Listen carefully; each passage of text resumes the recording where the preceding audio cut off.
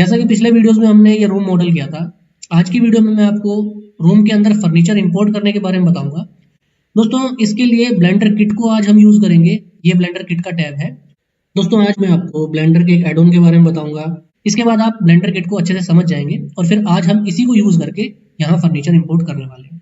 तो हम blender kit वाली डाउनलोड कर लेते हैं इनकी ऑफिशियल साइट से और उसको हम यहाँ पे लगा लेंगे। हम इसमें डाल देते हैं blender kit. Blender kit free download, ये इनकी साइट है। यहाँ पे हम आ गए, अलो कर दिया। फिलहाल हम इसमें कोई प्लान बाय नहीं कर रहे, तो आई वांट फ्री एसेट इस पे कर देते हैं। डाउनलोड ब्लेंडर किट, ये लेटेस्ट वर्जन है, इसको डाउनलोड कर लेते हैं। ये एक पर्टिकुलर सेटअप की तरह रहेगा, जिप फाइल रहेगी। इसको वहां पे हमें जस्ट इंस्टॉल कर, ठीक है ना। इंस्टॉलिंग के लिए लगाना है, ब्लेंडर किट आ जाएगी। इधर आप चाहो तो इसमें आप है ना लॉग इन कर सकते हो अपने गूगल की आईडी से, जीमेल से, और यहाँ पे चीजें ब्राउज की जा सकती हैं। नहीं तो डायरेक्टली ब्लेंडर में भी ब्राउज डायरेक्ट किया जा सकता है। अभी आपको दिखा देता हूँ। ये जैसे ही जिप फाइल हो गई यहाँ पे, बस इतना काम। एडिट में जाके, प्रेफरेंस में जाके और एडॉन्स में, अब यहाँ पे हम इसमें चेक कर लेते हैं। इसके अंदर इंस्टॉल फ्रॉम डिस्क में जाकर डाउनलोड सेक्शन में यहाँ कहीं हमें मिलेगा जो अभी हमने डाउनलोड किया है, blender kit zip install from disk. इसको ओके कर दिया। तो अभी यहाँ पर ये लोडिंग करके ब्लेंडर किट का भी एक पर्टिकुलर जैसा टूल रहता ना, देखिए यहाँ पे blender kit online asset library आ चुका है। और एक बार देखते हैं, अभी अगर डायरेक्टली चलता है तो भी ठीक है, नहीं तो लॉगिन करना पड़े तो लॉगिन भी किया जा सकता है। ये वाली नई जो आया है ना, वो ये है हमारी। यहाँ पे एक बार नहीं तो लॉगिन करना पड़ेगा। इसके अंदर जो है प्रेफरेंसेस में login, already login in progress है। यहाँ पर ये आ रहा है, इसको मैंने अलो कर दिया। ये ब्राउजर में आ रहा था, तो इसको यहाँ से एक बार हम कर लेंगे लॉगिन में गूगल, ताकि उधर भी लॉगिन रहेगा ना, तो डायरेक्टली पिक करने में आसान रहेगा। हिंदी डिजाइन स्टूडियो की आईडी से ही मैं इसको लॉगिन कर लेता हूँ। कंटिन्यू। ब्लेंडर किट पे जो हमारे ब्लेंडर में है, लॉगिन ऑथोराइज कर देते हैं। कंफर्म हो गया। और इधर अब जो है अपना यहाँ पे ये लॉगिन भी आ जाएगा, ठीक है ना। लॉग आउट दिखा रहा है, मतलब ऑलरेडी लॉगिन हो चुका। अब इनमें से जो भी चीज हमें लेनी है, अगर यहाँ से लेनी है जो दिख रहा है वो भी ठीक है, नहीं तो जो हम साइट से देख रहे थे, जैसे किसी भी आइटम में गए थे ना, उसका कीवर्ड रहता है पर्टिकुलर। यहाँ से फिर आते हैं फिल्टर में, ऑल की बजाय करते हैं फ्री, और किसी भी एक मॉडल को यहाँ से पिक कर लेते हैं। हमने पिछली बार किया था एक गाड़ी को, वही गाड़ी ले लेते हैं। इस पे क्लिक किया, गेट दिस मॉडल पे क्लिक किया। इसका एक लिंक मिलेगा, कॉपी सर्च टर्म। ये हमने जैसे कॉपी किया, इधर ब्लेंडर में आके ये देखिए, क्योंकि हमारी उधर से डायरेक्ट कनेक्टेड है ना, ये गाड़ी यहाँ ऑलरेडी आने लगी। इस पे क्लिक किया, ये यहाँ पर इसने लोड करके और ये गाड़ी का मॉडल हमें दे दिया। इसको यहाँ हम इस तरह से देख रहे हैं तो ये गाड़ी ऐसी दिखा रहा है। अगर इसको मटेरियल्स के साथ यहाँ देखेंगे, रेंडर के साथ देखेंगे, तो ये कुछ इस तरह से दिखाएगा। बाकी आप इसमें जो भी मटेरियल वगैरह चेंज करना चाहते हो कर सकते हो। शेडिंग वाला मैं आपको बता रहा था ना, तो प्रॉपरली इस तरह से हमें चीजें दिखा। कहने का मतलब है कि अगर एक बढ़िया मॉडल बना हुआ, काफी फिनिशेस वगैरह सही से बने हुए, सही चीजें आ जाएंगी, तो आसानी तो बहुत हो जाएगी ना। यही मेन काम रहेगा। अब मैंने वो डाउनलोड कर लिया है, यहाँ ऑलरेडी लॉगिन कर लिया है, तो मैं मॉडल सेक्शन में आ जाता हूँ और यहाँ से फ्री सेक्शन पर क्लिक कर लेते हैं। दोस्तों अब मुझे एक बेड की जरूरत है, तो यहाँ इंटीरियर सेक्शन के अंदर हमें बेड का ऑप्शन मिलेगा। अब यहाँ पे आपको कुछ बेड शो होंगे, लगभग यहाँ 24 मॉडल अवेलेबल है। फिलहाल यहाँ से कोई भी एक बेड का मॉडल हम ले लेंगे। मान लीजिए ये मॉडल हम क्लिक करते हैं, गेट दिस मॉडल पर क्लिक करेंगे, इसको कॉपी कर लेंगे। यहाँ से लिंक को कॉपी लिंक किया, ब्लेंडर में आए। अब दोस्तों यहाँ पे वो बेड हम डायरेक्टली ला सकते हैं। इसके लिए अगर ये ब्लेंडर किट के फाइंड मॉडल ऑप्शन पर मैं क्लिक करता हूँ, तो यहाँ ये कुछ मॉडल्स दिखा रहा है। अब इसमें यहाँ पे हमारे लिए सर्च करना थोड़ा मुश्किल है, लेकिन जो कोड हमने कॉपी किया है, अगर उसको सर्च बार में डाल देंगे, कंट्रोल V और हिट एंटर, तो ये बेड यहाँ पर लोड हो गया। इसको जस्ट हमने क्लिक करना है और ये हमारी फाइल में आ जाएगा। दोस्तों फाइल में जब कोई भी चीज इंपोर्ट करेंगे तो वो सेंटर पॉइंट में ये जो आप कर्सर का ऑप्शन देख रहे हैं, इस सर्कल के अंदर आएगी। इसको अगर हमें कहीं चेंज करना है, कहीं दूसरी जगह रखना है, तो यहाँ से ऑप्शन लेंगे हम कर्सर का, और फाइल में जहां भी क्लिक करेंगे कर्सर वहां आ जाएगा।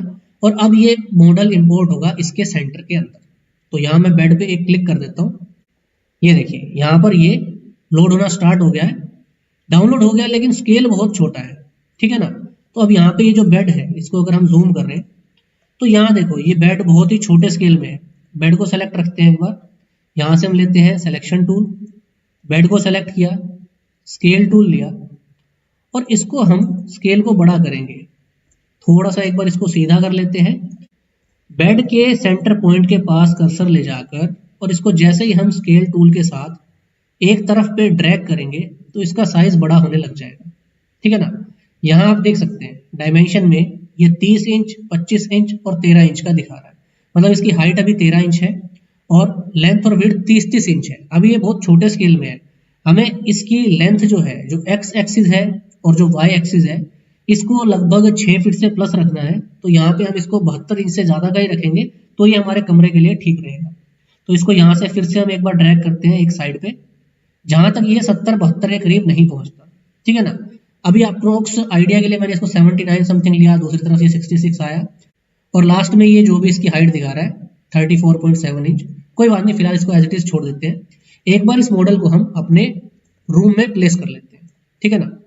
तो ब्लेंडर किट क्लोज करके टॉप व्यू में आते हैं।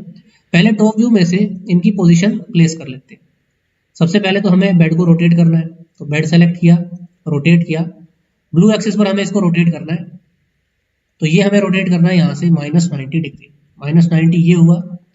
अभी इसी बेड को यहाँ से मूव करते हैं और फाइल के हिसाब से एक अंदाजे के लिए फाइल की जगह पे रख लेते हैं। स्नैप को ऑफ कर लेते हैं, स्नैप की अभी जरूरत नहीं है।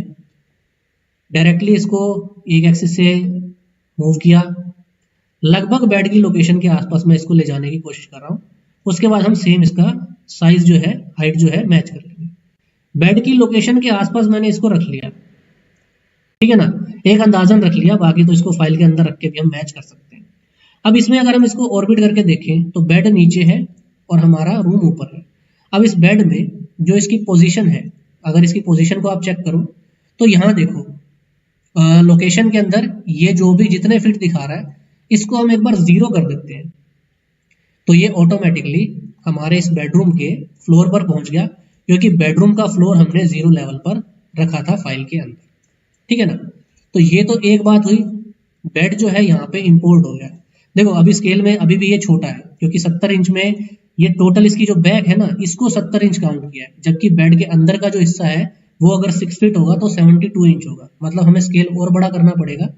तो इसके स्केल को थोड़ा और बढ़ा लेते हैं, एक डायरेक्शन पे इसको बढ़ाते हैं, ज्यादा बड़ा ना करते हुए लगभग इतना रख लेते हैं कि ये थोड़ा कमरे के हिसाब से ठीक लगे।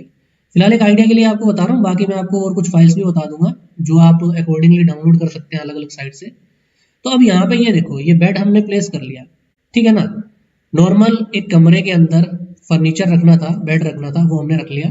इसी तरह से सेम साइट से आप यहाँ पे जाकर सर्च कर सकते हैं, जो भी कैटेगरी आपको चाहिए। एक बार बैक किया, इंटीरियर के मॉडल्स हैं, एक्सटीरियर के मॉडल्स हैं, या जो भी आइटम चाहिए उसको यहाँ से सर्च करो, उसका कोड लो, कोड को इस ब्लेंडर किट में डालेंगे और यहाँ से ऑब्जेक्ट हमें मिल जाएगा फाइल के अंदर, ठीक है ना।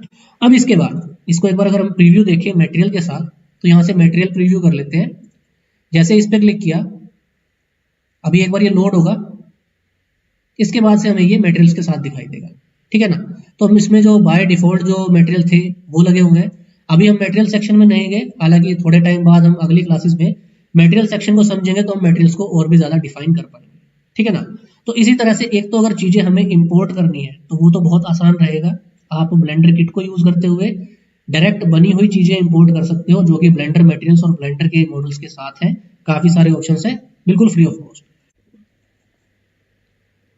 तो दोस्तों ये एक सिंपल तरीका था फर्नीचर्स को इंपोर्ट करने का। इसी तरह से और भी कुछ ऑप्शंस रहते हैं, डायरेक्ट दूसरी फाइल्स को हम यहाँ इंपोर्ट कर सकते हैं, 3ds Max की फाइल हो या दूसरी कोई फाइल्स हो।